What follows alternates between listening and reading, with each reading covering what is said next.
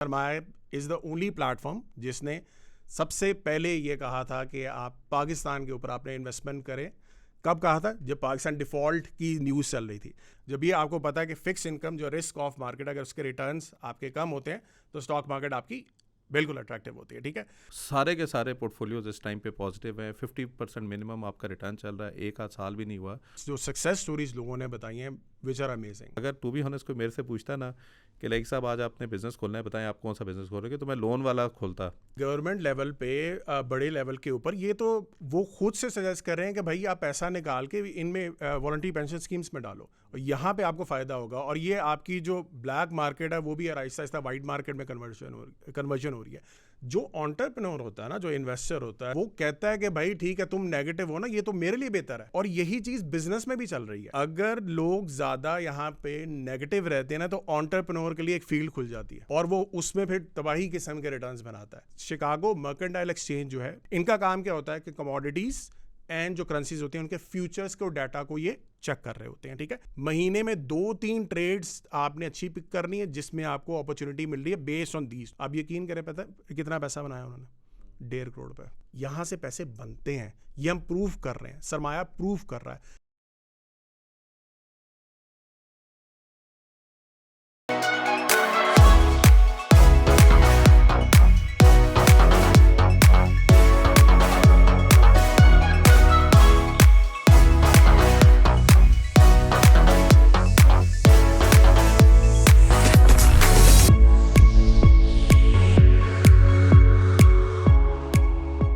अस्सलाम वालेकुम and welcome to another episode of Sarmaya talks. आज अब हम ये वीडियो रिकॉर्ड कर रहे हैं, पाकिस्तान स्टॉक मार्केट ने ऑफिशियली 1.5 लाख के पॉइंट्स को अबूर किया है और आज भी बहुत ज़्यादा लोग घबराए हुए हैं कि क्या हमें इन्वेस्ट करना चाहिए या नहीं करना चाहिए।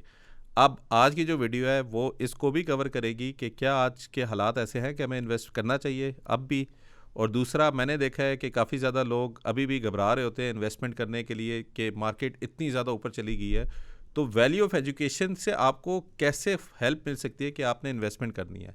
एक और जो एसेट क्लास है जिसको हम बड़ा लाइट लेते हैं, इनफैक्ट काफ़ी ज़्यादा लोगों के लॉसेज हुए हैं, वो है फॉरेक्स। और फॉरेक्स का जो वर्ड है वो काफ़ी ऑर्गेनाइजेशन में मैंने देखा है कि बैन हुआ है क्योंकि इतने ज़्यादा स्कैम हुए हैं और इतने ज़्यादा लोगों के लॉसेज हुए हैं कि वो ऑफिशियली हम यूज़ ही नहीं करते। इवन PMEX भी है, कहीं वेबसाइट पे फॉरेक्स का वर्ड नहीं यूज़ करेंगे, वो यूज़ करेंगे करेंसीज़। इवन हमने भी अपने वेबसाइट पे देखा हुआ था नाम करेंसीज़। तो आज के जो हमारे गेस्ट हैं, अगेन बुल्स एंड बियर के होस्ट भी हैं, हमारी इन्वेस्टिंग मास्टरी के टीचर भी हैं और अब फॉरेक्स फंडामेंटल जो हम उसको लाइव करने वाले हैं उसके भी टीचर हैं। तो इन तीनों टॉपिक के ऊपर आज हम डिटेल में बात करेंगे। तो आई वेलकम अमर यासीन। कैसे हैं सर आप? जी अल्लाह का शुक्र लाइक भाई, पॉजिटिव एज ऑलवेज। आप सुनाएं कैसे हैं? ज़बरदस्त। अच्छा, मैं चाह रहा था कि पहले मार्केट को कवर करें। अभी के टाइम पे 150,000 के ऊपर मार्केट क्रॉस कर चुकी है और I think if you remember जब हम ये बुल्स एंड बीयर्स का इनिशिएटिव स्टार्ट भी करे थे फराज के साथ, तो हमने यही कहा था कि लोग काफ़ी घबराए हुए हैं और मेरे ख्याल में बेहतरीन टाइम है। और जब हम ये शो डिस्कस कर रहे थे कि हमने इसको स्ट्रक्चर कैसे करना है, तो उसमें बहुत की एलिमेंट जिसकी वजह से मार्केट ड्राइव हुई थी वो आप वाला पोर्शन भी था जिसमें आप फंडामेंटल या मैक्रोस को डिस्कस करते थे। तो थोड़ा सा ज़रा बता दें कि जो 1.5 लाख का है उसके ऊपर उसका कितना इम्पैक्ट है और जो लोग अभी भी घबराए हुए हैं क्या उनको इन्वेस्ट करना चाहिए या नहीं। बिल्कुल। अभी सबसे पहले तो congratulations to all the investors as well, और सरमाया को भी कि 150 जो है मार्केट इस टाइम क्रॉस कर गई है। और जिस टाइम पे हमने इसको डीपली बताना शुरू किया था कि ये बहुत बुलिश आपकी मार्केट है, मैं तो I am extreme bullish on market currently as well. I am extreme bullish on Pakistan as well. I am extreme bullish on the people of Pakistan. अभी तक पाकिस्तानियों को ये नहीं पता कि ये as a country we are a sleeping giant. और अगर जिस तरीके से पोटेंशियल हमारी जैसे स्टॉक मार्केट की है, अगर लोगों को भी बता दिया जाए कि भाई तुम्हारी इतनी पोटेंशियल है, तो ये कंट्री रुक नहीं सकता। अच्छा, मैक्रो इकोनॉमिक्स की बात करते हैं तो जैसे मैंने बुल्स एंड बियर्स में भी एक्सप्लेन किया था कि हमारी जो स्टॉक मार्केट का देखने की जो वैल्यूशंस होती हैं, पहले उसको आपको देखना है। अब वैल्यूशंस वाइज प्राइस अर्निंग की बेस के ऊपर मैंने बताया था कि आपकी जो एवरेज प्राइस अर्निंग है वो आपकी अगर आज के टाइम पे देखी जाए तो पाकिस्तान की मार्केट की जो प्राइस बनती है वो तकरीबन 165 बनती है। ठीक है, अभी भी मार्केट ने 150 को हिट किया। तो अभी आप हिस्टोरिकली देखेंगे तो करंटली मार्केट अपनी एवरेज तक भी नहीं पहुंची। ठीक है। और ऑल टाइम हाई जो है वो इसका 2017 में था, जिसमें प्राइस अर्निंग इसकी रफली 12 या 13 थी। अगर उस चीज़ को भी कंसिडर किया जाए तो मार्केट इस टाइम पे जो उसकी प्राइस बनती है मार्केट 225-230 के अराउंड बनती है। सो मार्केट जो है अभी बहुत अच्छे पोटेंशियल में है, लोगों को घबराना नहीं चाहिए। आपके मैक्रो इकोनॉमिक्स बहुत अच्छे जा रहे हैं और बेस्ड ऑन दिस सिनेरियो आपको अभी भी इन्वेस्टमेंट रखनी चाहिए। दूसरा एक बहुत बड़ा ये चीज़ आपको कंसिडर करनी है कि जब भी हमारा बुल रन चलता है तो बुल रन चलता है हमारा 5 to 7 ईयर्स, ठीक है। अभी हमारे सिर्फ 2 साल हुए हैं, 2023 से ऑनवर्ड्स हमारी मार्केट दोबारा से परफॉर्म करना शुरू हुई है। अभी भी रफली आप समझ लें ऑन एवरेज 3 to 4 ईयर्स आपके अवेलेबल है। अच्छा, अब मैक्रो इकोनॉमिक्स आपने जैसे बताया, जैसे मैं बुल्स एंड बीएस में भी कवर करता रहा हूँ कि एक एक चीज़ हम बारी बारी देखते होते हैं कि ये फैक्टर्स अगर हमारे इंप्रूव करना शुरू कर दें तो हमारी मार्केट जो है वो ज़्यादातर इक्विटी मार्केट यानी कि रिस्क ऑन जिसको कहते हैं मार्केट्स, वो ज़्यादा परफॉर्म करेंगे। जिसमें सबसे पहले हम इंटरेस्ट रेट को देखते हैं। इंटरेस्ट रेट अभी भी देख लें नीचे आ रहे हैं, ठीक है। आगे भी यही हालात नज़र आ रहे हैं कि ये मजीद अब सिंगल डिजिट्स में आ जाएंगे। तो सिंगल डिजिट्स में आएंगे तो अगेन किसके लिए बेहतरी है? हमारी स्टॉक मार्केट के लिए। Number 2, inflation. क्या महंगाई नीचे आ रही है? बिल्कुल आ रही है। अभी एक महीने के अंदर थोड़ी सी 1-2% बढ़ी थी, लेकिन वो भी आपको ये ज़हन में रखना चाहिए कि पिछले साल का बेस ईयर इफेक्ट होता है, उसकी बेस के ऊपर परसेंटेज वाइज 1-2% बढ़ भी जाना वो इतना मायने नहीं रखता। सिंगल डिजिट्स में हमारी इस टाइम इन्फ्लेशन आ चुकी हुई है। स्टेट बैंक ऑफ पाकिस्तान जो हमारा टारगेट है 5 to 7% जो वो टारगेट रखता है, उस टारगेट रेंज के अंदर है। इसका मतलब है ये भी इकोनॉमिकली हमारे लिए बेहतर है। तीसरी चीज़ आ जाते हैं बॉन्ड की, जो ऊपर जो हमारा फिक्स इनकम के जो रिटर्न्स है वो भी नीचे हैं। जब ये आपको पता है कि फिक्स इनकम जो रिस्क ऑफ मार्केट, अगर उसके रिटर्न्स आपके कम होते हैं तो स्टॉक मार्केट आपकी बिल्कुल अट्रैक्टिव होती है, ठीक है। फिर उसके बाद करंट अकाउंट हमारे बहुत कंट्रोल में है, ये भी मैं बोल सकती हूँ। इसमें लगातार बताता आ रहा हूँ कि हमने करंट अकाउंट को इस टाइम पे भी हमारे पूरे साल का सरप्लस आया है, जो कि बहुत अरसे बाद, यानी मेरे ख्याल से 20 सालों के बाद ये हमारा सरप्लस है, which is a huge achievement for Pakistan. फिर उसके बाद फिजिकल अकाउंट पे आ जाए, और फिजिकल अकाउंट जो है हमारा गवर्नमेंट के लेवल से, गवर्नमेंट इस टाइम जो है जिसको बहुत ज़्यादा सपोर्ट की ज़रूरत थी, जिसका टैक्स जो था काफ़ी हद तक काफ़ी प्रॉब्लम दे रहा था कि हमारा टैक्स नहीं इकट्ठा हो रहा था, अब उसको टैक्स भी इकट्ठा होना शुरू हो गया, जिसकी बेस के ऊपर अगेन उसके अंदर भी बेनिफिट्स आ गए। और उसके बाद हमारे जो रिजर्व्स हैं, सेंट्रल बैंक्स के रिजर्व्स, वो भी इंक्रीज़ कर रहे हैं। तो आप ये देख रहे हो कि 6 के 6 फैक्टर्स जो कि मेजर इकॉनमी की बैकबोन होते हैं, वो सारे स्ट्रेंथ में हैं इस टाइम पे। और जब ये स्ट्रेंथ में होते हैं तो आपकी स्टॉक मार्केट परफॉर्म करती हैं। ज़बरदस्त। और आई थिंक जो एक जो बेनिफिट और जो माशाल्लाह जिस तरीके से मैं अगेन बुल्स एंड बियर्स दोबारा लाता हूँ, क्योंकि मैं खुद उसको देख रहा होता हूँ, और हमने स्ट्रक्चर इसीलिए किया था, यही जो सारी चीज़ें आप अभी डिस्कस कर रहे हैं ये आप वीकली डिस्कस कर रहे होते हैं। और ये ऐसी बात नहीं है कि कोई तुक्का लग गया या कोई और चीज़ आ गई। खैर थोड़ी तो अंडरस्टैंडिंग हमें वैसी ही हो जाती है। मैंने तो रैंडमली 3-4 पोर्टफोलियो अपने रियल पैसे डाल के उस वक्त लगाए, जो कि हमें नज़र आ रहा था कि मार्केट की आउटलुक पॉजिटिव है। सारे के सारे पोर्टफोलियोज इस टाइम पे पॉजिटिव हैं। 50% मिनिमम आपका रिटर्न चल रहा है, एक आध साल भी नहीं हुआ। और बताने का मकसद ही लोगों को यही था कि आपका जो रिटर्न है इतना मुश्किल काम नहीं है, सिर्फ आपने थोड़ा सा जिगरा दिखाना है, इन्वेस्टमेंट अकाउंट अपना खोलना है, उसमें पैसे डालने हैं, उसको डेली नहीं देखना, थोड़ा सा लॉन्ग पीरियड के ऊपर देखिए। अगर आप ज़्यादा ही उस पर्टिकुलर पैसे से इतना प्यार करते हैं, मे बी वीकली देख लें, मंथली देख लें, जितना ज़्यादा आप देखेंगे उतना ज़्यादा आपका मसला होगा। बिल्कुल ऐसे। अच्छा, अब मैं इसी के ऊपर आ जाता हूँ कि अभी जिस तरह हमने माशाल्लाह एक जो आपका ट्रेनिंग का कोर्स था, मैं हर एक को यही बताता हूँ कि सरमाया.pk अगर आपका कोर्स मैं ना लेता तो सरमाया.pk ना बनता, और मैं खुद इन्वेस्टमेंट कभी ना करता अगर मैं सरमाया.pk ना बनाता। और फिर मुझे वैल्यू जो रिवर्स करके समझ आई है, उसके पीछे मेरे ख्याल में आपके कोर्स का बहुत बड़ा मेजर वो है। तो अभी तक जो आपका फीडबैक है, जिस तरीके से आपने कंटेंट को डिज़ाइन किया, जो कि मुझे तो लगता है बहुत ज़बरदस्त है, प्रैक्टिकल है, जिस तरीके से आप वीकली बेसिस पे असाइनमेंट देते हैं। अब तो हमने ग्रेडिंग का कॉन्सेप्ट ले आए हैं, जिससे हमें लगा कि लोगों में पुश भी आ गई है। क्या होता था पहले, लोग पैसे देते थे लेकिन वो एफर्ट पुट नहीं करते थे। अब हमने कहा यार पैसे तो आप दे रहे हो ना, एफर्ट भी आप ही ने पुट करनी है ना, टाइम भी आपने निकालना है। तो जो स्ट्रक्चर जिस तरीके से आपने डिज़ाइन किया हुआ है, अगर जो बंदा पहली दफ़ा सुन रहा है, अगर उसको थोड़ा समराइज़ कर दें कि आप लोग क्या उसमें कर रहे हैं। सो बेसिकली पहले मैं आपको थोड़ा सा इम्पैक्ट बता देता हूँ। अब अभी हमारा करंटली लास्ट वीक के अंदर हमारा जो एनुअल इवेंट हुआ था वहाँ हमने कंडक्ट किया लाहौर के अंदर, और बाहर से हमारे कितने स्टूडेंट्स जो हैं आए हैं हमसे मिलने। ऑस्ट्रेलिया से आए हुए थे, यूरोप से आए हुए थे, मिडल ईस्ट से आए हुए थे। ये उन लोगों का प्यार है, उन लोगों की मोहब्बत है कि जब भी हम इवेंट होता है, हालांकि पेड है, हमने पेड इसलिए रखा हुआ कि हमें पता है कि अगर हम इसको फ्री रखेंगे तो 5,000 बंदा आ जाएगा हमसे मिलने के लिए। तो फिर भी बाहर के मुल्कों से लोग आए और वहाँ पे जो सक्सेस स्टोरीज़ लोगों ने बताई हैं, विच आर अमेजिंग, ठीक है।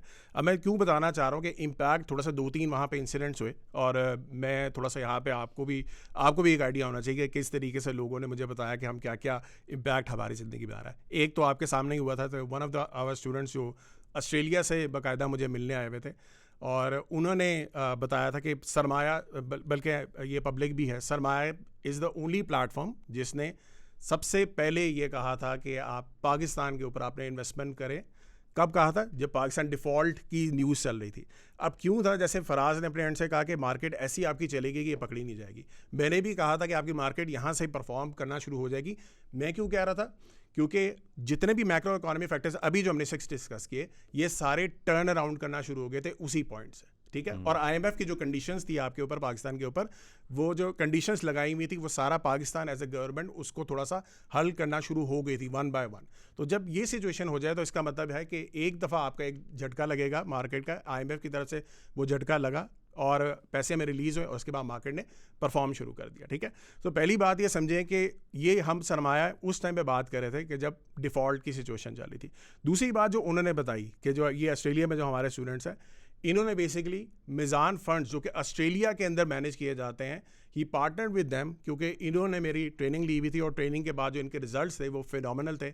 और इनका इम्पैक्ट आप देखो कि मिज़ान फंड्स वालों ने कहा कि भाई आप ओवरऑल हमारी इस जो ब्रांच है उसको थोड़ा सा साथ में मैनेज भी कर लो, ठीक है। अब उन्होंने बताया कि $100 मिलियन जो है उस टाइम पे ऑस्ट्रेलिया के अंदर, इस टाइम पे जो मिज़ान फंड्स वहाँ पे मैनेज कर रहा है, he is over looking that, ठीक है। तो ये एक बहुत बड़ा इम्पैक्ट आपका एक स्टूडेंट जो है वो लेके आ रहा हो, और एज अ सरमाया के तौर पे ओरिजिन यहाँ से स्टार्ट हुआ।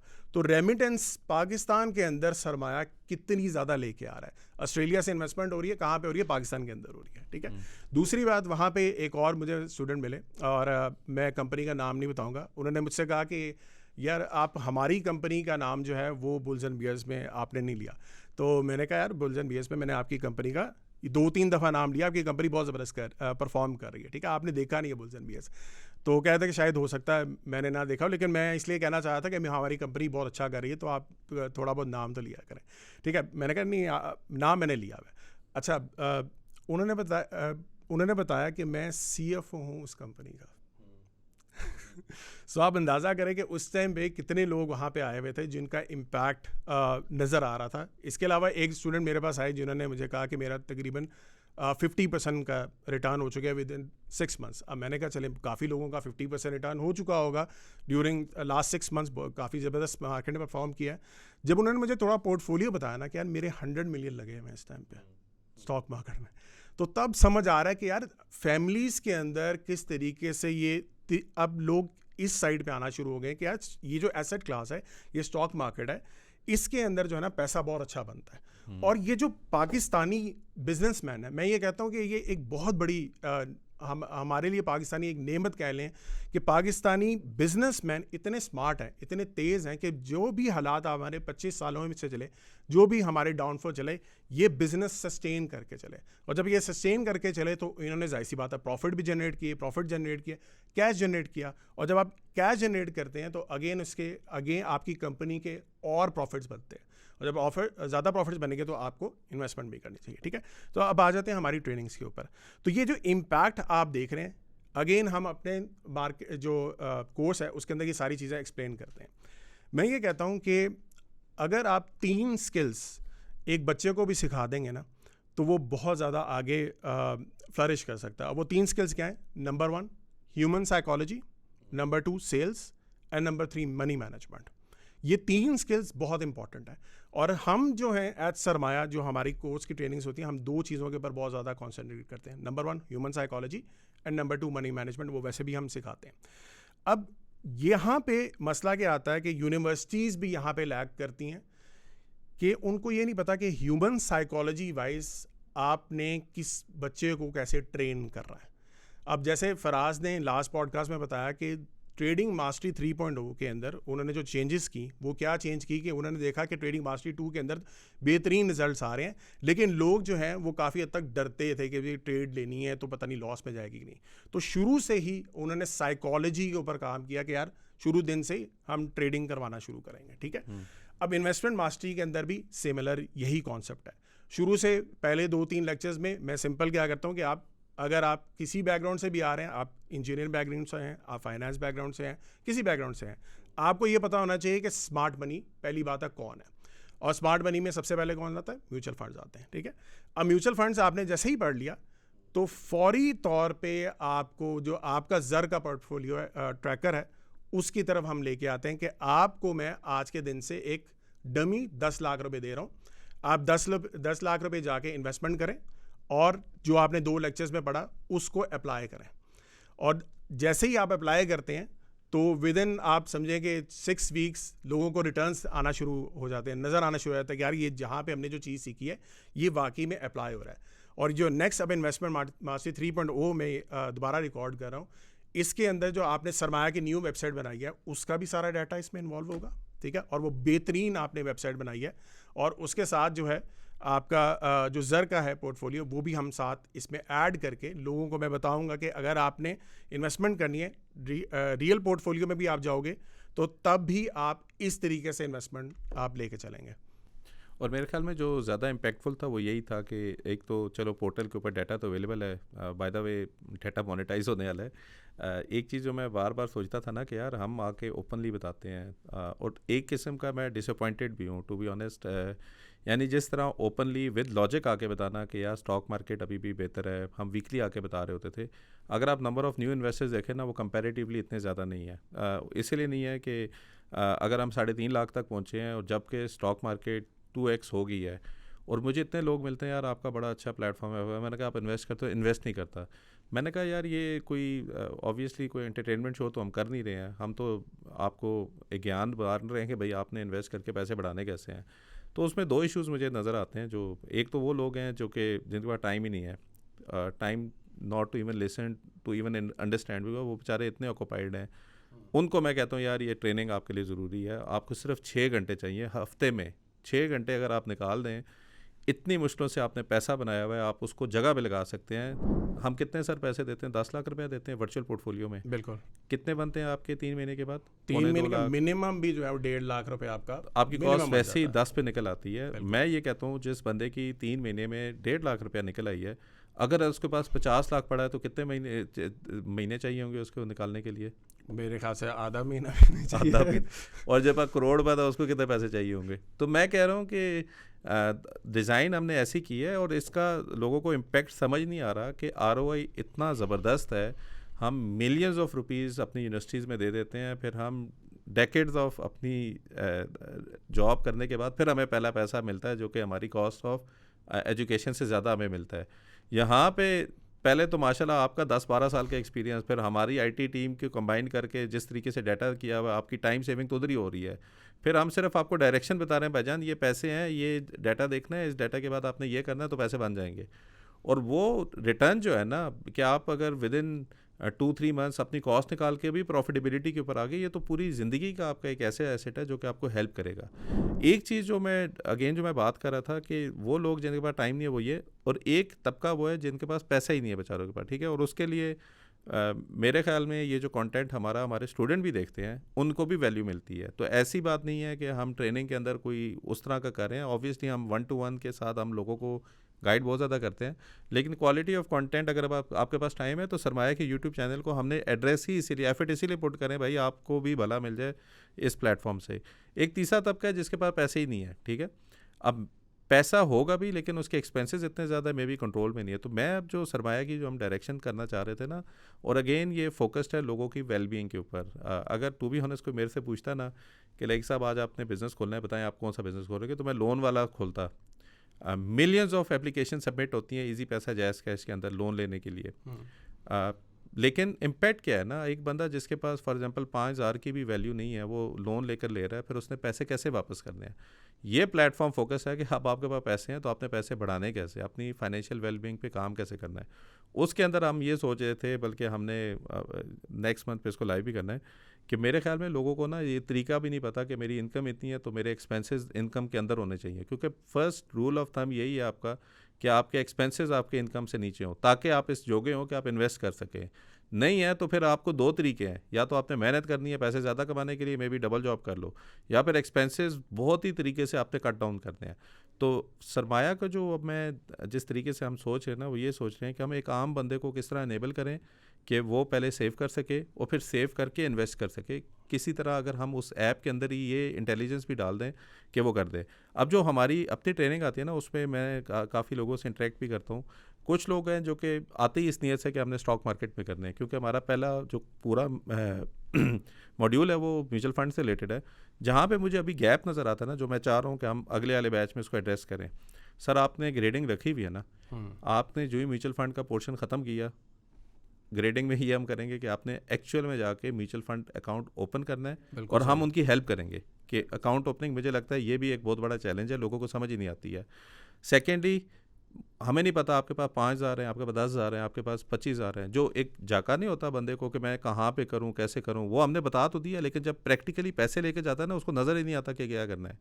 उसको भी हम मॉनिटर करेंगे कि आपने जो भी पैसे डाले अकाउंट ओपनिंग के बाद बताएं असाइनमेंट में, और ज़र के अंदर आप हमें अपडेट करके दें किस पर्टिकुलर फंड में किए, उसको भी रिव्यू करें, यार इसमें क्यों किया ना, आप असाइनमेंट में ये करते रहे हो, आप ये क्यों चेंज कर रहे हो।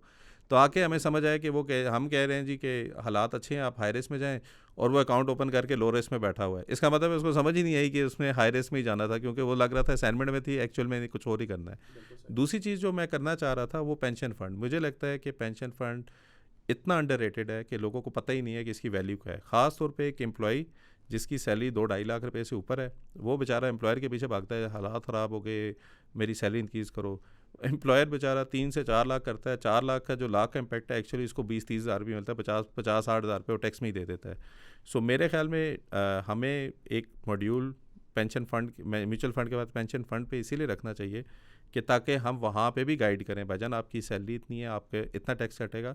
इनफैक्ट मैं अभी वाले बैच का तो एक बोनस लेक्चर मैं खुद ही डाल रहा हूँ, ताकि मैं उनको वैल्यू दिखा सकूँ कि ये इट्स नॉट अबाउट कि आपने 100 रुपये को 200 रुपये कर दिया या लाख को 2 लाख कर दिया। It's actually about solving your real problems. आपका रियल प्रॉब्लम क्या है, आपसे घर का रेंटल का नहीं समझ आता, आप लगे हुए हैं बेचारे करोड़ों रुपया जमा कर रहे हैं कि किसी तरह मैं घर बना लूँ, उसी पैसे को आप इन्वेस्ट करके डिविडेंड से अपना रेंटल कैसे निकाल सकते हो। फिर आपने घर बनाना है, आप नहीं मेहनत करके इतने पैसे जमा कर सकते, जब तक आप पहला करोड़ करते हो घर 2 का हो जाता है, आप दूसरे के लिए फिर 5 साल मेहनत करते हो, घर 4 का हो जाता है। तो हमने आपका वो जो पीरियड है उसको कट डाउन कैसे करना है। आप 2 साल के प्लान करके बैठे थे घर बनाना है, या 4 साल का प्लान करके थे, किस तरह 2-2.5 साल में हम आपको एक इन्वेस्टमेंट का प्लान बताएं कि इसको फॉलो करके आप ये करो। और इन सारी चीज़ों के लिए एजुकेशन का होना बहुत ज़रूरी है। अगर आपके पास फाइनेंशियल एजुकेशन नहीं है, आपको कॉन्फिडेंस ही नहीं है, तो आप अभी भी इस मोड़ पे बैठे हुए हैं कि यार 1.5 लाख पे स्टॉक मार्केट बहुत ऊपर चली गई है, ये ज़रा लाख पे आती है ना, ज़रा 1-2 चीज़ें लोगों को समझ आएगी क्या होगा, तो फिर मैं एंट्री लूँगा। और लाख पे अगर आप कहेंगे यार ये हालात तो बहुत ख़राब हो गए, ये 50 पे आएगी, तो फिर मैं देखता हूँ और आप कभी आएंगे ही नहीं। बिल्कुल सही। तो मेरे ख्याल में ये जो प्रैक्टिकलिटी है ना, हमें उसको लेटेस्ट वाले कंटेंट का पार्ट बनाना चाहिए, ताकि लोगों को वैल्यू भी इस तरह मिले, क्योंकि जो चीज़ें उनको पोस्ट ट्रेनिंग के बाद फेस करना पड़ती होंगी, अभी तो हमें तो नहीं पता किसी बंदे का म्यूचुअल फंड का अकाउंट खोला है या स्टॉक मार्केट का अकाउंट खोला है या नहीं खोला, हम उसको भी प्लग करते हैं ट्रेनिंग के साथ कि आपका जो टाइम उधर वेस्ट हो रहा है भाई, वो इधर ही हम कर लेंगे, हम अपनी सपोर्ट टीम ऐसी बिठाएंगे।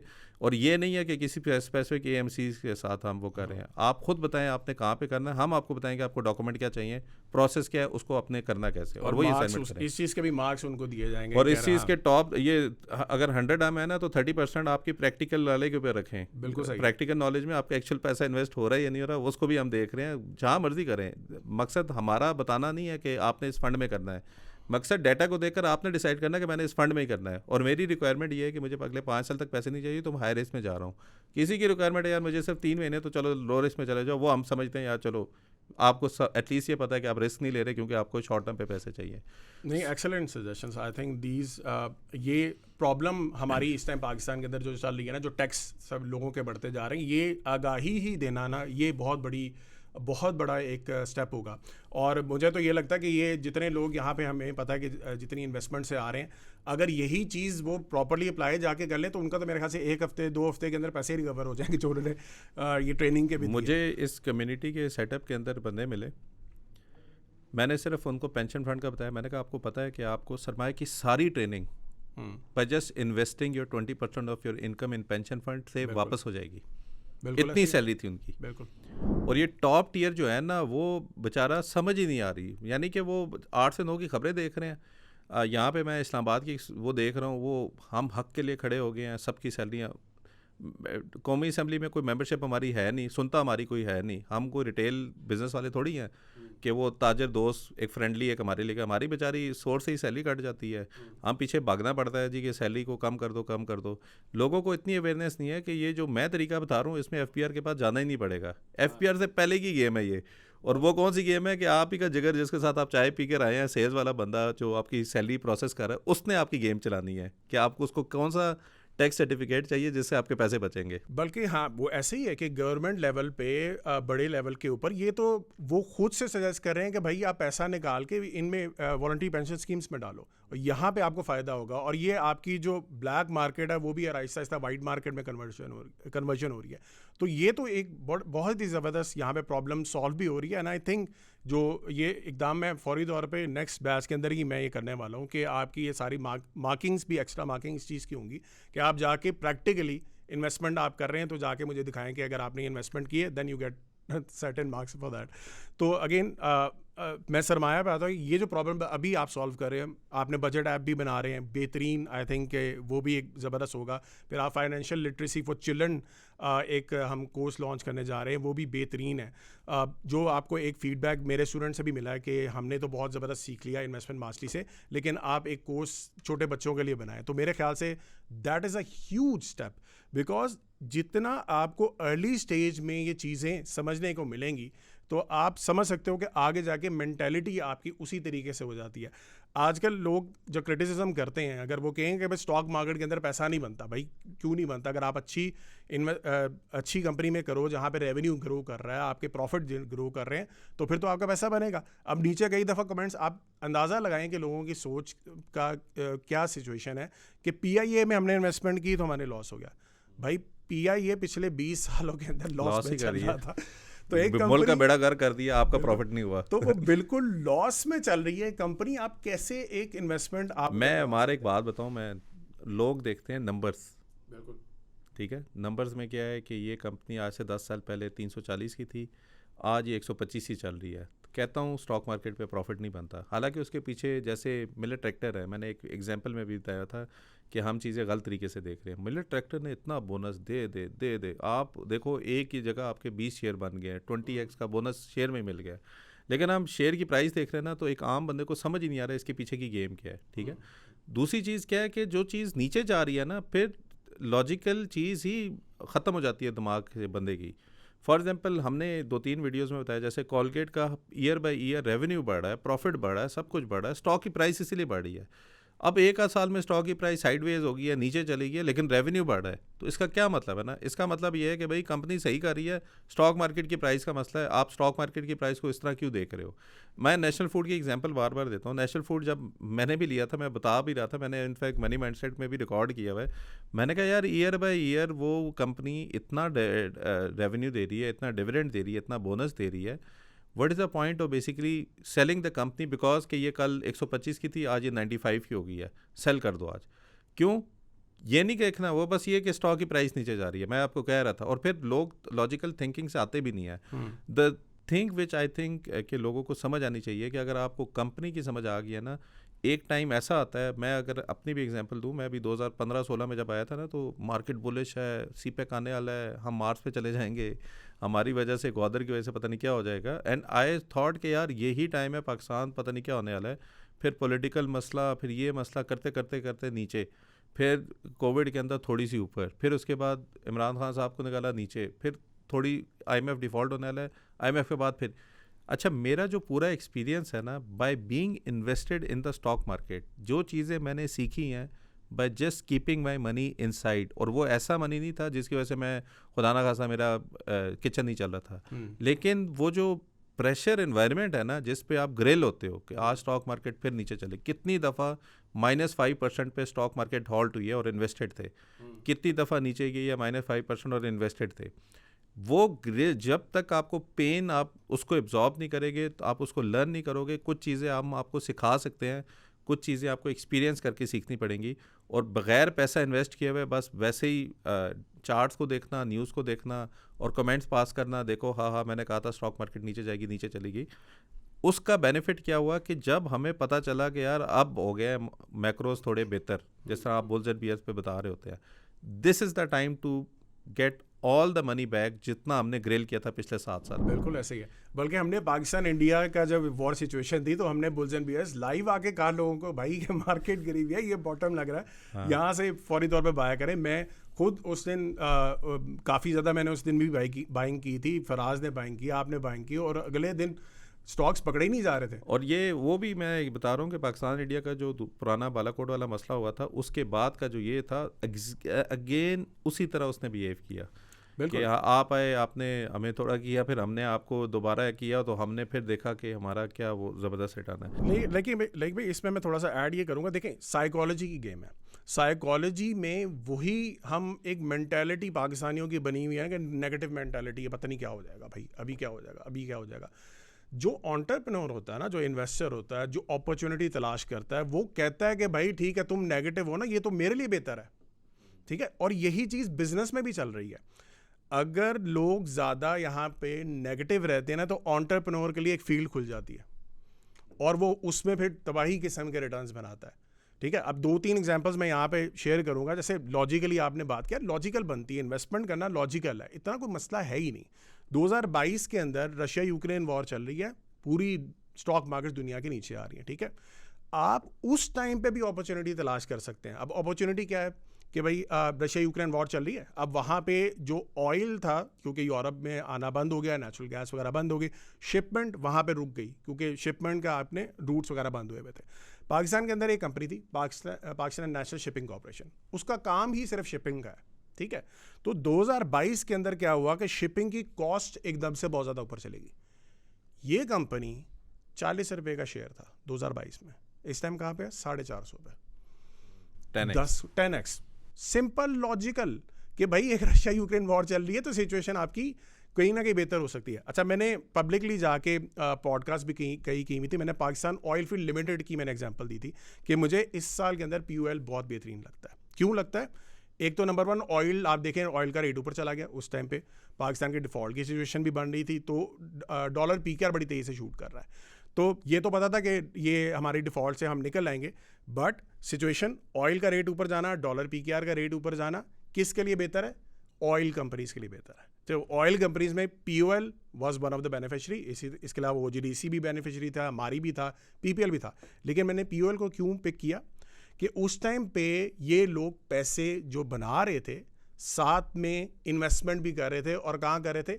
T-बिल्स में, बॉन्ड्स में, जिस टाइम पे उस टाइम पे 22% का रिटर्न था। तो 2 जगहों से पैसा बना रहे थे। अब 2 जगहों से पैसा बनाया, POL ने क्या परफॉर्म किया? 35% उस साल, जिस साल मार्केट -6% थी। और यही मेरे स्टूडेंट्स को सीखना आ गया। फिर 2022 में उसी सिचुएशन की मैं फिर बात करता हूँ। आपके जो पावर सेक्टर है, आपने देखा कि ऑयल का रेट ऊपर चला गया, बिजली की कीमतें ऊपर चली गई। ऐसा ही है, बिजली की कीमतें ऊपर जाने से किन कंपनीज को फ़ायदा है? पावर कंपनीज को, ठीक है। हबको का शेयर सबसे ज़्यादा मशहूर है, 60% की परफॉर्मेंस उसकी उस साल थी, बल्कि आई थिंक 80% की परफॉर्मेंस थी उस साल। ये मैं उस साल की मार्केट की बता रहा हूँ जब -5 मार्केट ने परफॉर्म किया। तो अपॉर्चुनिटी जिस बंदे को ढूंढने आती है, दे कैन परफॉर्म। और इस टाइम पे जो मेरी टॉप 25 पिक्स भी हैं 2025 की, एज वी स्पीक 40% रिटर्न हो चुका है in the last 6 months. Market का तकरीबन 32-33% परफॉर्म कर रही है। मैं इस टाइम पे मेरी टॉप 25 पिक्स जो है सारे म्यूचुअल फंड्स को बीट कर रही है। और आई थिंक जो देखें बताने का, फिर आखिर में मैं इसको करके हम दूसरे वाले टॉपिक पे जाते हैं। मेरे ख्याल में जो प्रॉब्लम है ना, एक और प्रॉब्लम ये भी है, लोग अगेन न्यूज़ देखते हैं और लोग अपने हालात देखते हैं। 2 चीज़ें जो हुई थी पिछले 1-2 साल में जो हमें लग रहा है, और उसी को हमें देखना भी चाहिए कि हमें कब लगेगा कि यार स्टॉक मार्केट का पीक ही है। मुझे जो लगता है वो बता रहा हूँ। पहले ना हमें जियोपॉलिटिकली एक एज था कि कोई मसला नेबर में चल रहा है तो हम we were as a tool use to basically manoeuvre things around. तो डॉलर बड़ी आसानी से मिल रहा था। कभी आज तक हमने सुना ही नहीं है कि कभी हमने IMF के मिन्नतें तरले करने पड़े, यार पैसे दे दो, पैसे दे दो। हमारे कहने से पहले ही शायद पैसे आ जाते थे। एक तो अफ़गानिस्तान से US का एग्ज़िट, और least Pakistan was not even considered at anything किसी भी ग्लोबल उसमें। अब तो पाकिस्तान इंडिया के बाद थोड़ी चीज़ें डिफरेंट हो गई हैं। उसकी वजह से क्या हुआ कि यहाँ पे इनको समझ आई है यार अब हमने अपना किबला सीधा करना पड़ेगा, वरना तो हालात ख़राब है, ये तो हम कुछ नहीं कर सकते। तो हम उससे पहले 2 चीज़ें करते थे। हम क्या करते थे, हमें बिजली पड़ रही थी 100 रुपये की, हम देते थे 40 रुपये का, और फिर हम अनाउंस करते थे जी ये यहाँ का जो मोटरवे है ना मैं बनाऊंगा आपके लिए कुर्बान सारे पैसे क्योंकि पैसे बाहर से मिल रहे होते थे। आपको गैस 100 रुपये की मिल रही है, ये लीजिए 50 रुपये की गैस। तो हो क्या रहा था कि कंपनीज जो थी वो तो उसी तरह अभी से थी, जो कि अच्छी कंपनी थी वो तो परफॉर्म कर रही थी, गवर्नमेंट वीक थी, पब्लिक जो थी वो अमीर थी। तो गवर्नमेंट की वीकनेस की वजह से ना आपके अभी आप देख लें ये SOEs वगैरह का क्या हाल है, बेड़ा गर्क हुआ हुआ है, उनकी गवर्नेंस ही ठीक नहीं है। अब इन्होंने क्या किया, जब हालात ख़राब हुए ना, इन्होंने वही चीज़ें 100% आवाम को दे दी। उसका इम्पैक्ट क्या हुआ कि मेरा बिल आता था पहले 1000 रुपया गैस का, मेरा अब आता है 15,000 रुपया। मेरा बिजली का बिल आता था 3000 रुपया, मेरा आता है 50,000 रुपया। जब मेरा बिल इतना कट जाता है, मेरी तनख्वाह ही अगर 1.5 लाख रुपया है, मैं अपना खर्चा ही अगर 70-80 हज़ार रुपये इसी में दे देता हूँ, फिर मैंने रेंट भी देना है, मैंने बच्चे भी पालने हैं, मैंने ये भी करना है, मेरे पास बचता ही कुछ नहीं है। ठीक है। दूसरी चीज़ ये है कि जो फिर न्यूज़ सुनते थे तो फिर यही कहते थे यार, जब मिफ्ता साहब की एक ट्वीट में याद है ना कि अवाम का बेड़ा गर्क हुआ हुआ है, स्टॉक मार्केट ऊपर जा रही है, कुछ इशराफिया कोई फ़ायदा हो रहा है।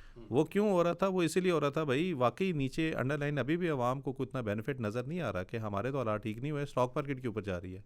स्टॉक मार्केट इसीलिए ऊपर जा रही है क्योंकि अब आपकी जो गवर्नमेंट की लीकेजेस थी, जितना वो आपको सब्सिडाइज़ करते थे, आप पे डाल दिया उसने सारा कुछ। उसकी वजह से क्या हुआ, जैसा आप बता रहे हैं, फिस्कल साइड पे पहली दफ़ा हम 20 साल में पॉजिटिव हुए हैं। अब ये वो मैक्रोज हैं जो कोई गोरा देख रहा है, जो बाहर का इन्वेस्टर देख रहा है, जो लोकल का जो बंदा है ना, जिसको समझ आती है नहीं यार इस टाइम हालात ठीक नहीं है, लो रिस्क में चले जाओ, नहीं यार इस टाइम हालात ठीक नहीं है, इसको साइड पे रहने दो, कुछ और लेते हैं। अब हालात बेहतर हो गए, गवर्नमेंट को अकल आ गई है कि ये कुछ सही करेंगे। और द आइडिया कि ये इसका पीक या इसका वो टॉप क्या होगा, जो मैं देख रहा हूँ ना, जिस तरह तीसरे चौथे साल के बाद ना गवर्नमेंट को अगले इलेक्शन की टेंशन हो जाती है। अगर आपने देख लिया कि फिस्कल साइड पे हमने स्पेंडिंग इतनी ज़्यादा स्टार्ट कर दी कि ये भी होगा वो भी होगा, और हमें फिर वो आपके अगेंस्ट आपके शो के थ्रू हमें समझ आ जाएगी कि मैक्रो साइड पे हम वीक होना स्टार्ट हो जाएंगे। बिल्कुल। आप देखेंगे स्टॉक मार्केट रिवर्सल भी स्टार्ट हो जाएगा। स्टॉक मार्केट हमेशा फॉरवर्ड लुकिंग होता है। ये जो पिछले 2 साल से हम बड़े स्ट्रिक्ट एक्शन ले रहे थे, जिसका नेगेटिव इम्पैक्ट है आवाम के ऊपर, उसका पॉजिटिव इम्पैक्ट है स्टॉक मार्केट के ऊपर। दूसरी चीज़ जो मुझे लग रहा है ना, लो रिस्क के अंदर अभी भी बहुत पैसा फंसा हुआ है लोगों का म्यूचुअल फंड के अंदर, उनको पता ही नहीं है कि हाई रिस्क में जाना चाहिए।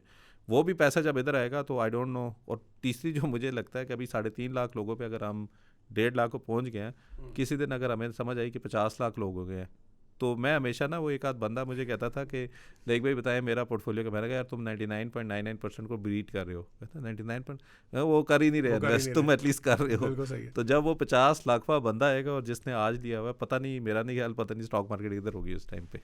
बिल्कुल ऐसा ही है। सो अगेन बहुत पॉजिटिव चीज़ें हो रही हैं, गवर्नमेंट स्ट्रेंथ हो रही है। अभी आम बंदे को के ऊपर थोड़ा सा लग रहा है कि बोझ आ रहा है, लेकिन आहिस्ता आहिस्ता क्या होगा, ट्रिकल डाउन चीज़ें जो है ना थोड़ी सी बेहतर होना शुरू हो जाएंगी। हाँ, अगर ये सिचुएशन फिर से वो फिस्कल वाली आप जिस तरह बात करें इलेक्शंस वाला सिचुएशन होती है, तो फिर तो नज़र आ जाएगा। और हम अगेन बुल्स एंड बियर्स पे फर्स्ट मैं ही होऊंगा या फराज होंगे जो बता रहे होंगे कि अगर ये टॉप लग रहा है तो हम पहले से बता दें कि भाई ये टॉप सिचुएशन आ गई है। सो करंटली तो अभी हालात बेहतर हैं, and I think we should be bullish on Pakistan. चला, आई थिंक ये स्टॉक मार्केट पे काफ़ी हमने लंबी डिस्कशन कर दी। अब आते हैं हम दूसरे वाले टॉपिक के ऊपर, क्योंकि काफ़ी लोगों को आइडिया नहीं है कि माशाल्लाह आपका जो अंडरस्टैंडिंग है मैक्रोस फ्रॉम ग्लोबल पर्सपेक्टिव बड़ी ज़बरदस्त है। यानी कि हम कुछ लोग ही हैं, जैसे हम गोल्ड के पॉडकास्ट में, मुझे नहीं लग रहा था आपसे बेहतर कोई बात कर सकता है ग्लोबल इकॉनमी को। मेरा नहीं ख्याल पाकिस्तान में बेहतर आपसे ज़्यादा कोई समझ सकता है। और मैं सिर्फ इस बेसिस पे नहीं कह रहा, आप एक वो करा रहे हैं, एक पूरा का पूरा हमने डैशबोर्ड बनाया जिसको लीड ही आप करें, उसका डाटा ही आप देख रहे हैं, और जिस तरीके से आप कर रहे हैं उसका इम्पैक्ट उन लोगों के ऊपर जो कि उन पर्टिकुलर एसेट क्लासेस में इन्वेस्टेड हैं, बहुत पॉजिटिव रिटर्न है। ठीक है। अगर मैं वैसे बात करूं ग्लोबल तरीके से कि एक मुल्क की इकॉनमी का क्या इम्पैक्ट होता है उसकी करेंसीज़ के ऊपर, इससे पहले कि हम फॉरेक्स के अंदर जाए, क्या इम्पैक्ट होता है ना, लोग इसको कैसे देख रहे होते हैं, और कौन कौन से लोग हैं जिनको ये देखने में हेल्प मिल सकती है। जैसे मुझे लगता है कि आपका जो वो वाला डाटा है ना, शायद पाकिस्तान की गवर्नमेंट में कोई बंदा है उसको भी देखना चाहिए, जिसने ये डिसीजन करनी है कि उसने LNG लेनी है, ऑयल कब उठाना है, उसने कौन सी वाले, जिस तरह वीट के ऊपर, शुगर के ऊपर हम देख रहे होते हैं, ये कमिटमेंट ऑफ रिपोर्ट्स ही होती है ना कि आपने कमिट, वो चीज़ आपने देखनी होती है। फिर मुझे लगता है जिस तरह PSO जैसा बड़ा इदारा जिसने ऑयल में डील करना होता है, उसको बिज़नेस की उतनी लॉजिक तो डाटा को तो देखे भाई, कौन सा मंथ है जिस वक्त मुझे स्टॉक रखना चाहिए, किस मंथ पे मुझे स्टॉक को सेल कर देना चाहिए। कितनी ज़्यादा हमें 2-3 साल में ऑयल एंड गैस मार्केटिंग की जो थी, उन्होंने ऊपर के रेट पे लिया हुआ है, नीचे के रेट पे सेल कर रहे हैं और लॉसेस शो कर रहे हैं, जी हमारा लॉस हो गया इस दफ़ा। तो जो इसकी इंपॉर्टेंस है, किसके लिए ज़रूरी है और कौन इससे ज़्यादा वैल्यू उठा सकता है।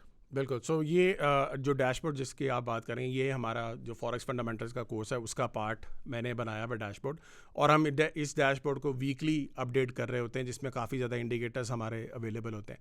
अच्छा, अब इसमें एक चीज़ को जहन में रखना होता है, मैं जब भी कहता हूँ कि अगर आपने करेंसीज़ के अंदर इन्वेस्टमेंट करनी है, और दूसरी जो एसेट क्लास है हमारी कमोडिटीज़, जिसके अंदर आपने भी जिक्र किया, कमिटमेंट ऑफ ट्रेडर्स रिपोर्ट को हम यूज़ करते हैं, और उससे पता लगता है कि हमारी जो इस टाइम पे कोई कमोडिटी है, ये इन्वेस्टमेंट इसमें अभी करनी चाहिए या इससे निकलना चाहिए। खैर, इस पे मैं आता हूँ। जो ये फॉरेक्स के ऊपर जो डैशबोर्ड बनाया हुआ है ना, ये थोड़ा सा मैं यहाँ पे बात कर लेता हूँ कि ये बेसिकली इसका जो ओरिजिन है वो क्या है, ताकि लोगों की एक अंडरस्टैंडिंग हो कि करेंसीज के अंदर जो आपका इम्पैक्ट होता है वो कैसे होता है। अगर आप इकॉनमी को अच्छे तरीके से समझ जाएं और फॉरेक्स के मॉडल को आप समझ जाएंगे, भाई ये इकॉनमी जो है इसकी बैकबोन पे आपकी कंट्री के जो मैक्रो इकोनॉमिक्स होते हैं, जो मैंने अभी 6 फैक्टर्स भी बताई, ये भी शामिल हैं, और भी फैक्टर्स होते हैं, वो अगर आप सही तरीके से समझ जाते हैं तो उसका जो इम्पैक्ट होता है, इसको मैं कहता हूँ साइड इफेक्ट होता है, वो आपकी करेंसीज पे ऊपर आता है। ठीक है, अब ये क्या है, इसमें 3 किस्म के सिचुएशन होते हैं। एक लीडिंग इकोनॉमिक इंडिकेटर्स, एक कोइंसिडेंट इंडिकेटर्स, और एक जो होता है आपकी स्टेट बैंक के रिएक्शंस। ये 3 होते हैं। अब लीडिंग इकोनॉमिक इंडिकेटर्स आपको पहले से बताते हैं कि आपकी इकोनॉमी कहाँ जाने वाली है। ठीक है, तो अगर आपको लीडिंग इकोनॉमिक इंडिकेटर्स जहाँ पे बता रहे हैं, आपको लिटरली ये पता होता है कि आपकी स्टॉक मार्केट्स भी परफॉर्म कर सकती हैं। ये मैं अपने कोर्स में भी बताता हूँ कि अगर आपको कैसे पता लगेगा कि आने वाले वक्त के अंदर आपकी स्टॉक मार्केट ज़्यादा परफॉर्म करेगी, you look at leading economic indicators. अच्छा, अब जिस कंट्री के लीडिंग इकोनॉमिक इंडिकेटर्स अच्छे जा रहे होते हैं, उसकी करेंसी भी अच्छी जाती है। अगर उसके बुरे जा रहे हैं तो उसकी करेंसी भी बुरी जाती है। अच्छा, अब लीडिंग इकोनॉमिक इंडिकेटर्स आपको क्या बता रहे हैं कि where can your economy go, means coincident indicators आपके कहाँ जाने वाले हैं। और कोइंसिडेंट इंडिकेटर्स में पूरी दुनिया के अंदर जितने भी मुल्क होते हैं उनके कौन कौन से होते हैं? एम्प्लॉयमेंट, महंगाई। ठीक है, अगर आपकी एम्प्लॉयमेंट नीचे जाना शुरू हो जाए, जैसे भी रिसेंटली अमेरिका के अंदर आना शुरू हो गई है, और इन्फ्लेशन भी अगर आपकी नीचे जाना शुरू हो जाए, तो आपके सेंट्रल बैंक उसको क्या करेगा? कंट्रोल करने की कोशिश करेगा कि क्या ये सिचुएशन हमारी थोड़ी सी ऐसी आ गई जहाँ पे अब हमें तेज़ी चाहिए, तो रिएक्शन आएगा स्टेट बैंक की तरफ से या आपके जो सेंट्रल बैंक है। ठीक है, और यही चीज़ अगर आपकी बुरी चली गई, एम्प्लॉयमेंट आपकी लेट्स सपोज नीचे चली गई, इन्फ्लेशन आपकी बहुत तेज़ी से ऊपर जाने शुरू हो गई, तो सेंट्रल बैंक आएगा उसको कंट्रोल करने के लिए कि भाई इंटरेस्ट रेट बढ़ाओ, इसको इकोनॉमी को थोड़ा स्लो डाउन करो। ये जो इम्पैक्ट होता है आपका साइड इफेक्ट के तौर पे, ये सारी करेंसीज के ऊपर आता है। अब ये जो इम्पैक्ट्स आपको मैं बता रहा हूँ, इसमें बहुत ज़्यादा डाटा आपका इंक्लूडेड होता है। आपका कंज्यूमर डाटा, यानी कि आम बंदा जो खाना पीना कर रहा है उसका डाटा, ठीक है, बिजनेस का डाटा कि प्रोड्यूसर्स क्या कर रहे हैं, फिर आपका लेबर का डाटा, एम्प्लॉयमेंट का डाटा, फिर आपका हाउसिंग का डाटा, फिर आपका आउटपुट का डाटा, फिर आपका स्टॉक मार्केट डाटा। ये सारा डाटा हम क्या कर रहे हैं? एक डैशबोर्ड में इकट्ठा करते हैं। जिन कंट्रीज़ का ये डाटा अच्छा जा रहा है, वो कंट्रीज़ आगे उनकी करेंसीज भी परफॉर्म करेंगी, और आप देखोगे उनकी स्टॉक मार्केट भी परफॉर्म कर रही होगी। और जिनका बुरा जा रहा है, तो आपकी वो करेंसीज परफॉर्म नहीं करेंगी, और आपकी उनकी स्टॉक मार्केट भी अक्सर नहीं परफॉर्म कर रही होती। अच्छा, यही चीज़ हम जब करेंसीज के ऊपर अप्लाई करते हैं, तो मैं ये कहता हूँ कि 2 करेंसीज आप ऐसी पिक कर लो, एक का डाटा स्ट्रॉन्ग, एक का डाटा वीक, और दोनों को आप कंबाइन करोगे ना, तो आपको एक अच्छा ट्रेंड मिलेगा। और यही चीज़ अगर आपने टेक्निकल एनालिसिस के साथ इसको अप्लाई कर दी ना, फंडामेंटल्स के साथ, तो आपके फिर किलर रिजल्ट्स हैं। ठीक है, अच्छा, फिर दूसरी चीज़ जो आप अभी बात करें, जो एक गवर्नमेंट लेवल पे भी जिस बंदे को ज़रूरत पड़ सकती है, और बिल्कुल पड़ सकती है, ये मैं आपको ये बताता चलूँ कि इंटरनेशनल मार्केट्स के अंदर ये वाला जो डाटा है वो यूज़ किया जाता है। That is called commitment of traders report. And what is commitment of traders report?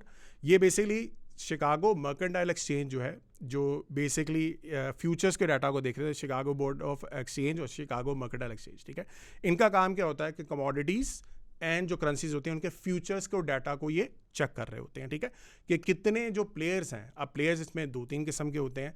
एक होते हैं वो प्रोडक्ट को यूज़ करने वाले, जैसे ऑयल अगर आप ट्रेड करते हैं तो वो प्रोड्यूसर्स कहलाते हैं। ठीक है, कमर्शियल्स कहलाते हैं। और जो दूसरे होते हैं, जैसे म्यूचुअल फंड हो गया, जैसे कि हेज फंड हो गए, ये आपके नॉन कमर्शियल्स कहलाते हैं। अब बेसिकली ये डाटा आपको क्या बता रहा होता है कि जब भी आपके म्यूचुअल फंड्स लेट्स सपोज या हेज फंड जो है ज़्यादा बाइंग करना शुरू कर देते हैं ना, तो इसका मतलब है कि आपकी वो कमोडिटी या करेंसी जो है वो ज़्यादा परफॉर्म करेगी। तो ये जो डाटा मैं कमिटमेंट ऑफ ट्रेडर्स रिपोर्ट का हर वीक के अंदर अपलोड करता हूँ, स्टूडेंट्स के साथ शेयर करता हूँ, ये इटसेल्फ इतनी पावरफुल चीज़ है कि मैंने अपने स्टूडेंट्स के करोड़ों रुपए बने हैं। मैं अभी आपको एग्जाम्पल सक्सेस स्टोरीज बताता हूँ, लेकिन बेसिकली क्या कि जिस टाइम पे मैं कहता हूँ कि यार बिल्कुल अल्टीमेटली 0 पे आपकी वैल्यू आ गई ना कमिटमेंट ऑफ ट्रेडर्स रिपोर्ट के अंदर, that is the time to buy. इसका मतलब है कि अब यहाँ से आपकी कमोडिटी उठने वाली है या करेंसी आपकी उठने वाली है, परफॉर्म करेगी, ठीक है। उसके अलावा अगर ये 100% पे वैल्यू चलेगी तो इसका मतलब यहाँ से आपकी नीचे आ जाएगी, ठीक है। तो आप उसको वहाँ से सेल कर सकते हैं। ये चीज़ कमिटमेंट ऑफ ट्रेडर्स रिपोर्ट। और एक फैक्टर मैं और सीजनैलिटी बताता हूँ। सीजनैलिटी जो है वो आपको बड़ा अच्छा बताती है कि आपकी मार्केट्स कैसे परफॉर्म कर सके। आप दोनों को कॉम्बिनेशन करोगे ना तो आप कहोगे यार मेरे साथ हो क्या रहा है, ये तो मैजिक हो गया, ठीक है। आप देखोगे कि ऑस्ट्रेलियन डॉलर जैसे अक्टूबर नवंबर दिसंबर में बहुत ऊपर जाता है, स्टॉक मार्केट बहुत ज़्यादा ऊपर जाती है। क्यों? क्रिसमस रैली चलती है। क्रिसमस रैली का, क्रिसमस के ऊपर लोग खरीदारी का ज़्यादा करते हैं, तो स्टॉक मार्केट्स की अर्निंग्स आती हैं, कंपनीज की अर्निंग्स आती हैं तो ऑस्ट्रेलियन डॉलर की परफॉर्म करता है, क्योंकि Australian dollar is considered as risk on, कि ये वो करेंसी है जहाँ पे जब मार्केट्स जब अच्छी जा रही होती है तो लोग ऑस्ट्रेलियन डॉलर के अंदर पैसा डालते हैं, ठीक है। तो ये सीजनैलिटी अगर आपकी अच्छी जा रही हो और आपकी कमिटमेंट ऑफ ट्रेडर्स रिपोर्ट भी आपको ये साथ बता रही है कि इसके अंदर आप इन्वेस्टमेंट करेंगे तो फिर आपके रिटर्न्स फिनोमिनल बनते हैं। अब मैं 2-3 सक्सेस स्टोरीज आपको बताता हूँ। एक मेरे स्टूडेंट है अबू धाबी में, एक बहुत अच्छी जॉब कर रहे थे, तो मुझे कहते हैं अरे मैं अगेन मैं ट्रेडिंग में आना चाह रहा हूँ, मैं जॉब छोड़ना चाह रहा हूँ, ठीक है। मैं कह रहा हूँ यार इतनी अच्छी ज़बरदस्त माशाल्लाह आपकी जॉब चल रही है, जॉब नहीं छोड़नी है आपने, मैं जॉब के साथ आपको बहुत ज़बरदस्त स्ट्रैटेजीज वगैरह बताऊँगा। फॉरेक्स फंडामेंटल्स का मेरा बैच वन आने वाला था, ठीक है। मैंने उनको कहा कि मेरा बैच वन आएगा, आपने ये वाली ट्रेनिंग आपने लाजमी लेनी है। तो मैंने उनको ये वाली स्ट्रैटेजी बताई, commitment of traders and seasonality, इसको अप्लाई करना, ठीक है। और रोज़ ट्रेडिंग नहीं कर रही, महीने में 2-3 ट्रेड्स आपने अच्छी पिक करनी है जिसमें आपको अपॉर्चुनिटी मिल रही है बेस्ड ऑन दीज टू। आप यकीन करें, पता है कितना पैसा बनाया उन्होंने? 1.5 करोड़ रुपये। 1.5 करोड़ रुपया? जी, 1.5 करोड़ रुपये उन्होंने पैसा बनाया। अभी परसों जो इवेंट हुआ हुआ था उसमें भी again one of our students, उन्होंने मुझे फिर अगेन कहा कि यार मेरा नाम पब्लिक में ना लिया करें। तो खैर उन्होंने लिटरली पिछले 3 हफ्ते के अंदर $8,000 बनाया, ठीक है। और 2 महीने के अंदर $20,000 बनाए। सिंपल प्रॉफर्म्स में फराज ऐसे बताता रहता है $500 $1,000 के ऊपर आपको अकाउंट मिल जाता है। तो वो अकाउंट्स के थ्रू जो है पैसे बना रहे हैं। एक और मेरे स्टूडेंट ने $3,500 से स्टार्ट किया है, सिर्फ $3,500, यानी कि 10 लाख रुपए से स्टार्ट किया। इस टाइम पे विद इन 3 मंथ्स उन्होंने $15,000 बनाए, ठीक है। सिंपल कौन सी स्ट्रैटेजी यूज़ करें? Commitment of traders report and आपकी सीजनैलिटी, ठीक है। जब आप कोर्स इंशाल्लाह लेंगे भी तब मैं आपको दिखा भी दूंगा कि उन्होंने कौन सी ट्रेड्स ली, कैसे ली, और आप डाटा देख के ना रह जाते हो यार, आप सोच नहीं सकते यार इस तरीके से देखना है। लिटरली जैसे बुल्स एंड बियर्स के अंदर मैं डॉलर की बात कर रहा था, डॉलर जो है जुलाई के अंदर मैं बुलिश था, ठीक है। अब मैं बुलिश क्यों था? क्योंकि वो जो फैक्टर्स मैंने आपको बताए 400 इंडिकेटर्स मैं देख रहा हूँ जिसमें सारा डाटा मेरा कंज्यूमर, आपका प्रोड्यूसर, वो सारा पॉजिटिव होना शुरू हो गया था डॉलर के लिए।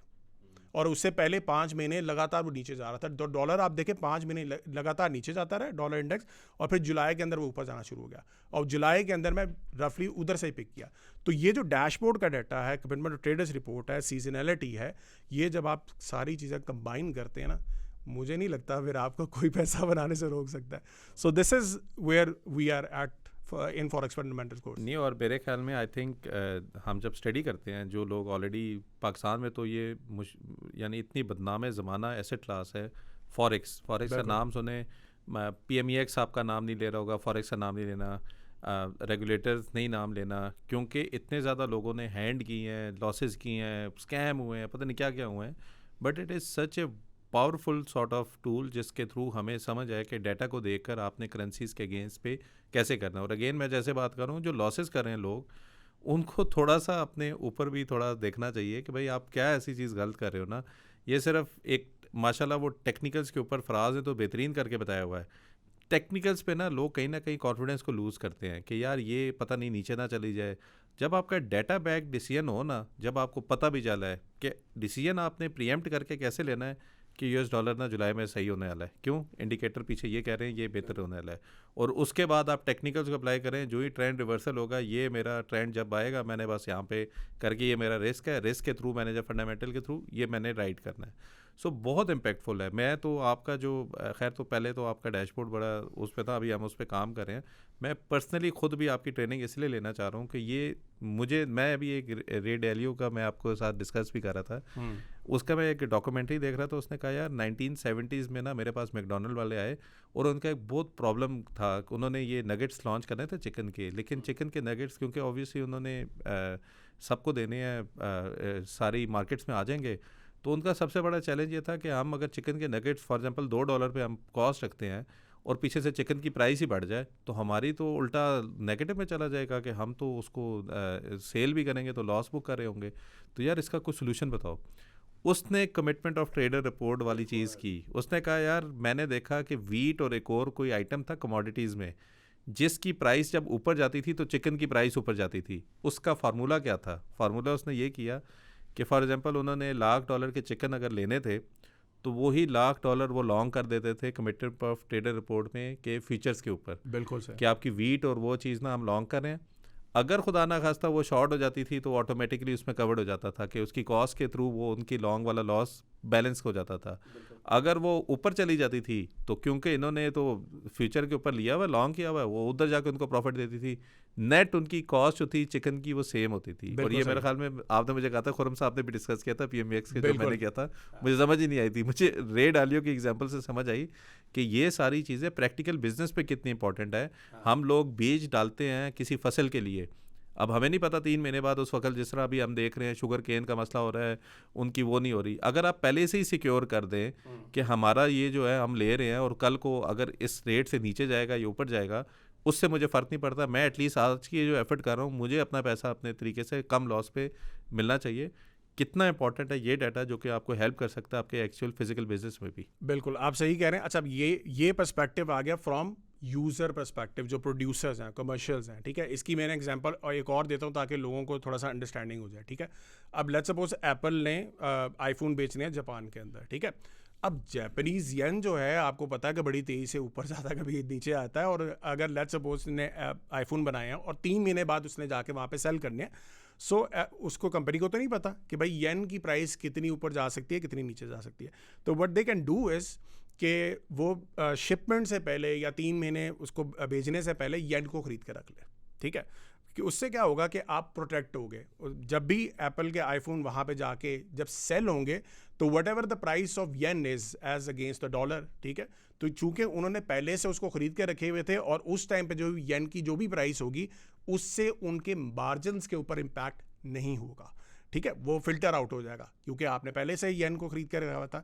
तो ये चीज़ जो है कमर्शियल्स अप्लाई करते हैं। अगेन जो PMX के डायरेक्टर है तो खुरम जफर जो आए हुए थे वो भी बेसिकली यही बात कर रहे थे कि फ्यूचर्स का डाटा इस तरीके से बेसिकली जो मेन मकसद होता है वो यही होता है कि बड़ी बड़ी कंपनीज बैकएंड से इस तरीके से अपने आप को सिक्योर करके चल रही होती है ताकि मार्जिन्स उनके ख़राब ना हो अपनी प्रोडक्ट के, ठीक है। तो जो दूसरे एंड से जो प्लेयर होते हैं जो उसके अगेंस्ट ट्रेड ले रहे होते हैं वो आपके हेज फंड्स या म्यूचुअल फंड्स होते हैं, वो ट्रेंड को देख रहे हैं, ठीक है। वो ट्रेंड को जहाँ देख रहे हैं तब आप देखो 2 डाटा आ रहे हैं आपके पास। जब 2 डाटा आ रहे हैं ना तो आप खुद समझ सकते हो कि डाटा इटसेल्फ इतनी पावरफुल चीज़ होती है कि आपको ऑलरेडी पता लग जाता है कि यार यहाँ से जो है ये करेंसी या कमोडिटी ऊपर जाने वाली है, आप वहाँ से बाय कर लो, या अगर सेलिंग बन रही है तो सेलिंग आप कर सकते हैं। This is the power of commitment of traders report. नहीं, बेहतरीन है। और आई थिंक जो लोग ऑलरेडी कर चुके हैं उसका इम्पैक्ट तो हमें नज़र आ रहा है, और जो लोग अभी भी इस पोजीशन में हैं कि वो बेचारे लॉसेस कर करके उनको समझ नहीं आ रही है, so we are again offering forex fundamental, और हम नाम फॉरेक्स के साथ जा रहे हैं। आई होप ज़्यादातर लोगों को इस इशू ना हो, लेकिन आइडिया ये है कि प्लीज़ आप एक चीज़ समझें कि ये तुक्के में चीज़ें ऊपर नीचे नहीं जा रही होती हैं, कोई लॉजिक होती है पीछे। अगर आप लॉजिक समझ जाएँ तो पैसा खुद बन जाता है। अगर आप इलॉजिकली किसी चीज़ में जाएंगे कि इसमें पता नहीं कुछ बन जाएगा तो पैसा भी नहीं बनता, आपका टाइम भी ज़ाया होता है, ऊपर डिप्रेशन में भी आ जाते हैं। कोशिश करें कि अपने आप को इतना स्किल्ड करें कि ये सारी चीज़ें आप कर लें। लास्टली आई थिंक अमार, मैं आपका शुक्रिया अदा इसलिए भी करना चाहूँगा, जितने लोगों की ज़िंदगी आपके कंटेंट के थ्रू, और मेरे ख्याल में सरमाया.pk कभी ना बनता अगर आपका मैं ट्रेनिंग ना लेता। तो ये जितना सरमाया.pk के थ्रू भी जो बेनिफिट लोगों को हो रहा है उसमें आपका बहुत ज़बरदस्त रोल है। बुल्स एंड बियर्स में जिस तरीके से आप उसको लीड करते हैं, अमार और फराज तो माशाल्लाह पहले भी मैं ख़ुद भी उनको यूट्यूब पे किसी चैनल पे देखता था, आपकी विजिबिलिटी पे लोगों पे कम थी। तो मेरे ख्याल में आपका बुल्स एंड बियर्स के थ्रू आना और उसके तरीके से लोगों को वीकली समझाना, कितने लोगों ने पैसा बनाया होगा सिर्फ आपकी इन्फॉर्मेशन और आपके कंटेंट को देखकर। हमारा जहाँ पे प्लेटफॉर्म फोकस ही इस पे है कि हम मुल्क को कैसे ऊपर ला सकते हैं। जब तक लोग अपने आप को ऊपर नहीं लाएंगे, और लोग अपने आप को ऊपर कैसे लाएंगे, एक भूख सी है हर एक के पेट में, जब तक उनका जो भूख है वो हम ख़त्म नहीं करेंगे by making logical decision, some decision जो कि उनकी लाइफ में भी चेंज करे। So thank you very much. I think आप अगर कोई एंड में करना चाहें, मैं चाह रहा था 50 मिनट के राउंड ही करें, ज़्यादा हम डिटेल में नहीं जाएं, अदरवाइज़ ये फॉरेक्स का ऐसा टॉपिक है जो मुझे लगता है आप घंटा इस पर भी अलग भी ले सकते हैं आराम से। बिल्कुल। बस एट द एंड मैं यही कहूँगा कि आपने कुछ अर्सा पहले एक नंबर्स भी हमारे साथ शेयर किए थे। यूट्यूब के हमारे चैनल के ऊपर इतना जो ऑडियंस वीकली आ रहा होता है, इतना मेरे ख्याल से पाकिस्तान के अंदर टोटल इन्वेस्टमेंट भी नहीं कर रहे लोग। तो मेरे ख्याल से नॉलेज लेने लोग आ रहे हैं, ठीक है, लेकिन अभी बुल्स एंड बियर्स तक उन्होंने नॉलेज ली या यूट्यूब के चैनल के पे नॉलेज ली। जो प्रॉब्लम आ रही है वो इम्प्लीमेंटेशन की आ रही है कि भाई ठीक है, आप जिस तरह आप भी बता रहे हैं कि मैं लोगों से मिल रहा हूँ, उन्होंने वो बताते हैं कि बहुत अच्छा नॉलेज है, लेकिन अप्लाई किया कि नहीं किया। तो भाई अप्लाई जब तक नहीं करेंगे तो हमारी जो नॉलेज जो है वो हमारा 50% काम हुआ है। अब आप बाकी जो 50% काम है आपने अप्लाई करना है, ठीक है। और वही चीज़ जो हम अपने एंड से ट्रेनिंग्स में कोशिश करते हैं, एक तो कोशिश ये करते हैं कि जिसके पास टाइम कम है, जॉब में बिजी या बिजनेस में बिजी, हम उन लोगों को वो स्किल सिखा दें थोड़े टाइम पीरियड के अंदर, 12 लेक्चर्स के अंदर, जिसमें ज़्यादा टाइम भी नहीं लगता आपका वीकली, लेकिन आप एक स्किल्ड प्लेयर बन जाते हो, एक इन्वेस्टर बन जाते हो, एक ट्रेडर बन जाते हो, ठीक है। और ये जो तरीक़ेकार हम जिस तरीके से लेके भी जा रहे हैं, हम हाथ पकड़ के कह रहे हैं कि भाई यहाँ पे इन्वेस्टमेंट करो, ठीक है, रियल इन्वेस्टमेंट करें। बुल्स एंड बियर्स में आके मैं फराज दिखा रहे हैं कि भाई ये देखो हम खुद इन्वेस्टमेंट कर रहे हैं, हमारी ये टॉप 25 पिक्स है, ये हमारे स्टॉक्स है। क्यों दिखा रहे हैं कि आप लोगों के अंदर कॉन्फिडेंस है, ठीक है। हम तो बैठे बैक एंड से खुद भी इन्वेस्टमेंट कर सकते हैं, हमें ज़रूरत नहीं है यूट्यूब पे आने के लिए, लेकिन सिर्फ इस वजह से आपको आके बताते हैं कि यार यहाँ से पैसे बनते हैं, ये हम प्रूव कर रहे हैं, सरमाया प्रूव कर रहा है। फिर अगेन बैक एंड पे अगेन मैं आपका शुक्रिया अदा करूँगा कि सरमाया को जिस तरीके से आप लीड करके चल रहे हैं। मैं काफ़ी लोगों को ये कहता हूँ कि यार अगर किसी ने बिज़नेस में बिज़नेस करना है या जॉब करनी है तो रोल मॉडल लाइक भाई को बनाए, ठीक है। बेहतरीन। मैं कंसल्टेंसी स्टार्ट करूंगा, किसी ने बिजनेस अगर करना है तो कैसे करना है उसके मैं अलहदा चार्जेस लूँगा। लेकिन अगेन अमार थैंक यू वेरी मच। आप लोग फॉरेक्स फंडामेंटल हम पब्लिक के लिए भी लाइव करने वाले हैं, उसमें थोड़ी सी चीज़ें टेक्निकल की चाहिए, और मैं अगेन अभी तक मैंने फराज से डिस्कस नहीं किया, लेकिन मैं रिक्वेस्ट करूँगा फराज सर से कि वो अपना एक हमें जिस तरह नहीं कहते एफएससी में जीएसई करने के लिए आपको 1 साल लगाना पड़ेगा, ये कंटेंट आपको करना पड़ेगा, तो फॉरेक्स फंडामेंटल को आपको उस लेवल पे लाने के लिए फराज भी एक आध कंटेंट पहले करेंगे ताकि आपको इतना इनेबलर हो कि आप टेक्निकल वाली चीज़ें भी उस फॉरेक्स फंडामेंटल में साथ लगा के इंशाल्लाह पैसे बनाने सीख जाएंगे। जो कैपिटल मार्केट है या इन्वेस्टिंग मास्टरी जो हमारा नया नाम है, हमने नाम इसीलिए चेंज किया ताकि आपके लिए ईजी हो। कैपिटल मार्केट समझ ही नहीं आती है लोगों को, इन्वेस्टिंग मास्टरी नाम से ही ज़ाहिर है, इन्वेस्टमेंट स्पेसिफिक है। जो चीज़ें हमने इधर डिस्कस की हैं या रन टाइम पे हमने डिस्कस की हैं अभी तक अप्लाई नहीं हुई थी, लेकिन जो कमिंग वाला जो बैच है वी विल इंश्योर कि आप अगर पैसे लगा कर आ रहे हैं तो आप म्यूचुअल फंड का अकाउंट भी बनाएंगे, आप पेंशन फंड का अकाउंट भी बनाएंगे, और आप इन्वेस्ट भी करेंगे, आप स्टॉक मार्केट में भी इन्वेस्ट करेंगे। This is part of the content जो हमारा गोइंग फॉरवर्ड होगा। थ्योरी को करना हमें कोई इसमें ना हमें फ़ायदा है ना आपको फ़ायदा है। आपका पैसा जब बनेगा, जैसे हमारा भी बात कर रहे हैं, ये जो लोग 1.5 करोड़ और ये करोड़ों की बातें कर रहे हैं, हम इनसे कुछ नहीं ले रहे हैं। हमें इस पे बड़ी खुशी हो रही है कि जो हम कर रहे हैं किसी की ज़िंदगी चेंज हो रही है, कोई फैमिली या कोई एक पूरी की पूरी नस्ल है जो इससे पॉजिटिव इम्पैक्ट कर रही है। और हम यही एक्सपेक्ट करते हैं कि जो हम यूट्यूब पे भी कर रहे हैं, बेशक आप हमें पे करके नहीं आ रहे, लेकिन आप अपना टाइम स्पेंड कर रहे हैं, एटलीस्ट आपको कोई ऐसी वैल्यू मिल जाए जिससे आपकी भी ज़िंदगी में पॉजिटिव इम्पैक्ट हो। मैं मिलूँगा आपसे इंशाल्लाह नेक्स्ट एपिसोड में। Thank you very much. अल्लाह हाफ़िज़।